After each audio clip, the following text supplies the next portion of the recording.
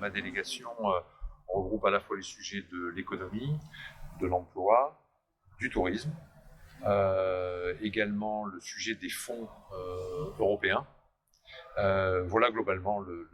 profil de la délégation. À cela s'ajoute plus spécifiquement l'économie sociale et solidaire qu'on a souhaité intégrer au sujet économie globale, mais qui évidemment mérite une approche et un traitement particulier. Alors, dans le développement de l'emploi et en tout cas dans la période actuelle, on s'inscrit évidemment sur le long terme pour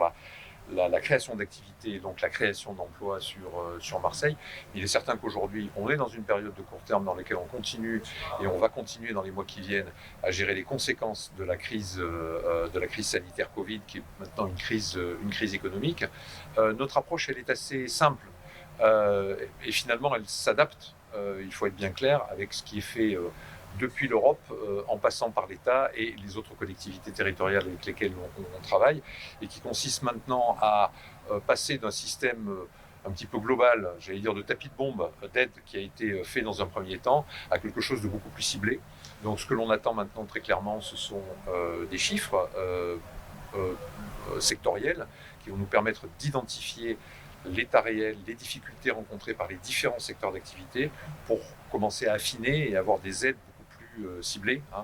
Vous avez l'exemple aujourd'hui, d'ailleurs le gouvernement mène cette action très clairement dans ce qui a été la prime pour les toutes petites entreprises de 1 500 € qui était systématique pour tout le monde dans la période du confinement, qu'il est resté 2 mois après le confinement et qui va probablement maintenant être réservé à certaines catégories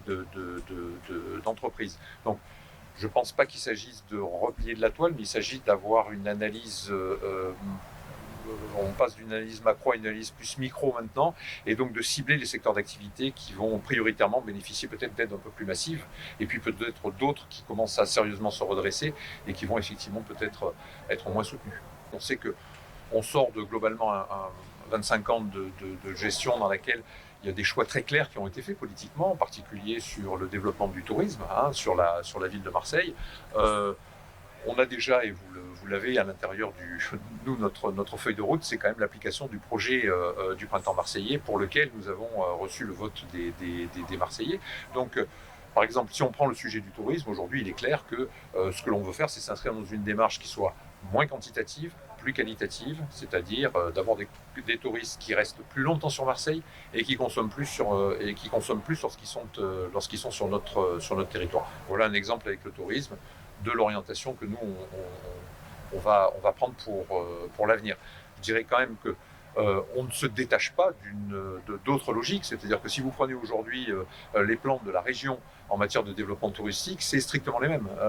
La région aujourd'hui, elle dit les touristes à l'intérieur de la région Provence-Alpes-Côte d'Azur Sud, comme elle s'appelle maintenant,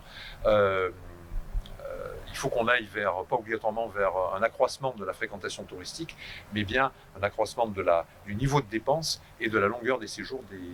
des touristes.